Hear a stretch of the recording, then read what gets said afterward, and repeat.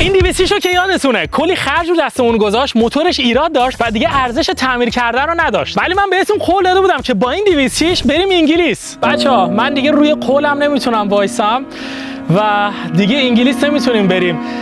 ای خدا نمیدونم. بیننده‌های قدیمی شاید منو بشناسن ولی من هیچ وقت گیو اپ نمی‌کنم. امروز یه 206 جدید گرفتیم و به جای تعمیر اون 206 قراره که با یه 206 جدید بریم انگلیس.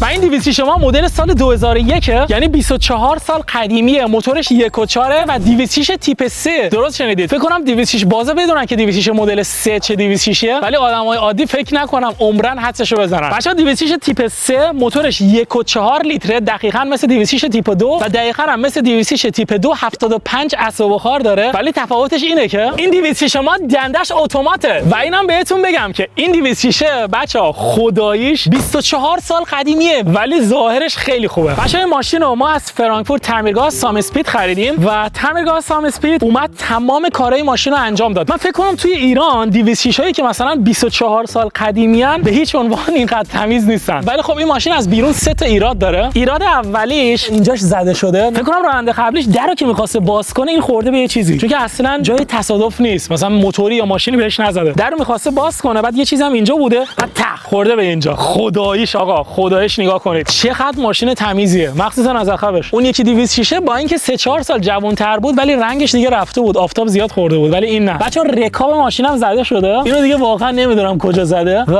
همین دیگه فکر نکنم مشکل دیگه داشته باشه. البته یه مشکل دیگه هم داشت، رنگ اینجاش هم خیلی فرق داره. فکر کنم از اینجا زده شده. اینجا یه ذره مالوندن، کلی خط داره روش. این 206 دو دره و به نظرم 206 دو در از 4 در بهتره. دلیلش هم اینه که درشون خیلی بزرگه. الان اگه پوریا اینجا بشینه جا میشه. خداییش پوریا اینجا جا میشه. ولی 4 دره مثلا در جلوش تا اینجاست، بعد میخوای سوار بشی یه ذره بیشتر اذیت میشی. به به آقا خداییش خوبه. 206 دو در بهم میاد.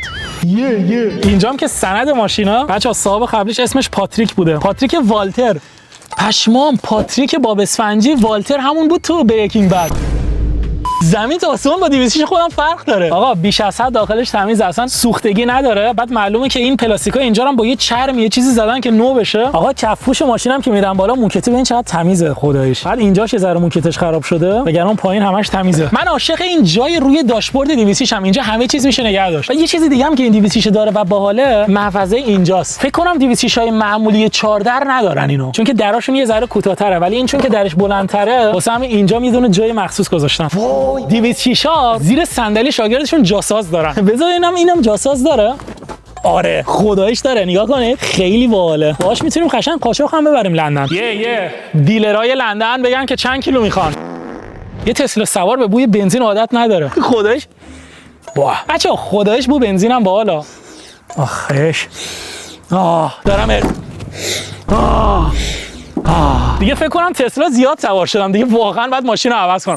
راستی بچه‌ها شما من گفته بودید ماشین جدید بخر. بیا اینم از ماشین جدید. دیگه چی می‌خواید؟ یه ماشین جدید، 2 ماشین جدید، 3 ماشین جدید. من 3 تا ماشین بنزینی دارم، یه دونه تسلا. بعد همتون تو کامنت‌ها می‌نویسید که جارو برقی سوار. پس این 3 تا ماشین بنزینی چی ان؟ اینا ماشینن دیگه.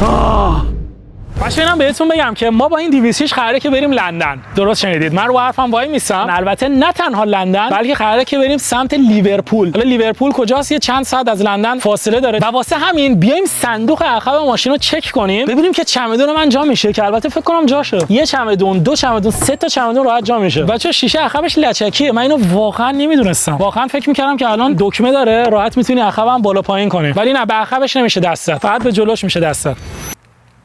آقا بریم سراغ قلب ماشین. ببین قلب من که شکممه، هرچی در میارم میره تو این شکم بی وجدان. خب و این شما و اینم از قلب ماشین. به به موتورش خیلی تمیزه خودش. بچا این ماشین 7 سال خوابیده بوده. ببین 7 سال خوابیدن خیلیه. 7 سال این ماشین خوابیده بوده و بعد از 7 سال صافی روغن، فیلتر کابین، باتری ماشین، دینام ماشین، واشر در سوپاپ، واشر مخزن روغن و حتی گاز کولرش هم عوض شده و الان هیچ مشکل موتوری نداره. امیدوارم که ما رو بین را نذاره. خب آقا بریم برای تست درایو این ماشین، بریم ببینیم که رانندگی باهاش چطوریه. امیر وارد میشود. به به چقدر گرمه داخل 206. ببین امروزم شانس نداشتم بچه‌ها، یعنی آلمان در سال یک روزش 36 درجه میشه. همیشه معمولا دماش هوا بارونیه، از انگلیس بدتره. یا اینکه دمای هوا 16 17 درجه است، ولی امروز دمای هوا 36 درجه بود. ولی خدا رو شکر بچه‌ها گاز کولرمون نوه. گاز مگه نو میشه؟ گاز تازه عوض کردیم. آقا ول کن، من فارسیم خوب نیست.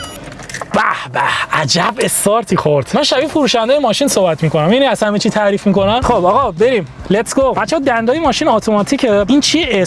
اسپورته؟ نکنه اسپورت داشته باشه. اوکی الان رو دنده عقبیم، دستی هم پایینه. الان میریم رو ام، الان رو دی یعنی درایو، یعنی دنده جلو. به به شتابش نسبت به 206 خودم یه ذره بیشتر خداییش. وای خدا رو شکر فرمونش صافه. اصلا مثل 206 خودم نیست. 206 خودم 90 درجه کج بود فرمونش. نمیدونم یه حس خیلی خوبی دارم. ولی بهترین کاری که فروشنده این ماشین انجام داد این بودش که اومد گاز کولر رو عوض کرد. آخ جون الان باد خنک داره بهم میزنه و لیتس گو. نه شتاب نداره. بچه الان کلا پام رو گازا. تازه سرعتمون شد 50. دارم گاز میدم 55 60 65 70.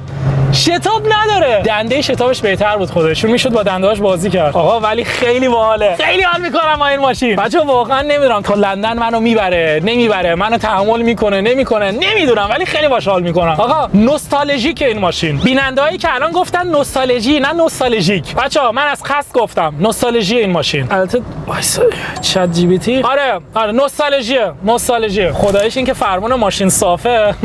من اصلا راضیم. من هیچ توقع دیگه از 206 ندارم. بعد رانندگی باهاش خوبه، راست چپ آدم حال میکنه با این ماشین. فرمونه که یه ذره تکون میدن خیلی فرمون شل، احساس میکنم ماشین قشنگ داره میره. کمکاش نسبت به حالا پراید 206 خودم خوبه، ولی در کل کمکش جوری که اصلا کف خیابون راحت حس میشه. بچه‌ها این ماشین 108000 کیلومتر هم رفته، ولی واقعا تمیزه. به نظرم اوکیه، ماشین تمیزیه. و این ماشین ما ندید گرفتیم، یعنی من این ماشین اصلا ندیدم. دم نمایشگاه سام اسپید گرم این ماشینو داشتن، بهش گفتم ببین این ماشینو فول آپشن میخوام، یعنی همه کاراش انجام بده، موتوری سالم باشه، میخوایم باش بریم لیورپول، فقط نمیخوایم ماشین منو سر راه بذاره. و دمشون گرم همه کارای این ماشینو انجام دادن و فرستادن برام دم نمایشگاه. آقا از همین الان تشکر میکنم ازت صاحب سام اسپید، سامان جان مرسی. این ماشینم خیلی پایینه، از اون قشنگ احساس میکنم سوار ماشین کوپه شدم. احساس میکنم هیوندای جنسیسه، مثلا در حد لامبو اینا پایین نیست، ولی در حد مثلا هیوندای جنسیس پایینه. الان واقعا داری 206 با لامبو نه من 206 با لامبو مقایسه نمیکنم. من الان تقریبا 7 8 دقیقه است که توی ماشینی، ولی کولرش خیلی خوبه خودش. رو آخرین حالت خنک کنندش هم هست. کولرش اتوماتیک نیست ولی رو دور 2، الان گذاشتمش رو دور 3، ولی خیلی خوب خنک میکنه. البته فکر کنم تو لندن نیازمون نشه، تو لندن فقط برفاکن و سنسور بارون نیاز داری. 24 اونجا بارونه. بچه‌ها منم اولین باره که میخوام برم لندن. البته لندن چیه؟ انگلیس. ولی خداییش زبان انگلیسیم برای انگلیس خیلی خوبه. خدا رو شکر که از بچگی انگلیسیم فول بود. No problem. I want every fish from here.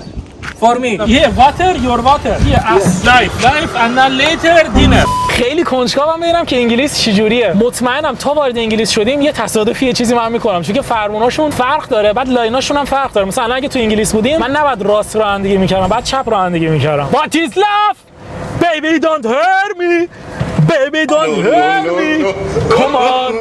خب آقا اینم از 206 ما. اوه یه پورش جلومونه، نزدیک بود بزنم پورش له کنم، مثلا اون برای پورش در بیام، پورشه بشه یه قوطی این خط بشه. من احساس میکنم اگر نمی اومدم آلمان و توی ایران میموندم و تلاش میکردم، نمیدونم، ولی احساس میکنم که یا پرشیا زیر پام بود یا 206. بچه‌ها شما حدس بزنید به نظر شما اگه من تو ایران بودم، حالا اگه یوتیوبم نداشتم، مثلا تلاشم در همین حد بود ولی یوتیوبر نبودم و توی ایران زندگی میکردم، چه ماشینی زیر پام بود؟ برام تو کامنت بنویسید. ماشین اتومات بچه‌ها 100 برابر راحت‌تر از ماشین دنده‌ایه. چوسی صندلیش به نظر من زیاد راحت نیست، میتونست راحت‌تر هم باشه، ولی این چجوری تنظیم میشه؟ آره اینجاست، دستگیرش اینجاست. یه ذره من صندلی رو تنظیم کنم، بیشتر از این نمیخوابه.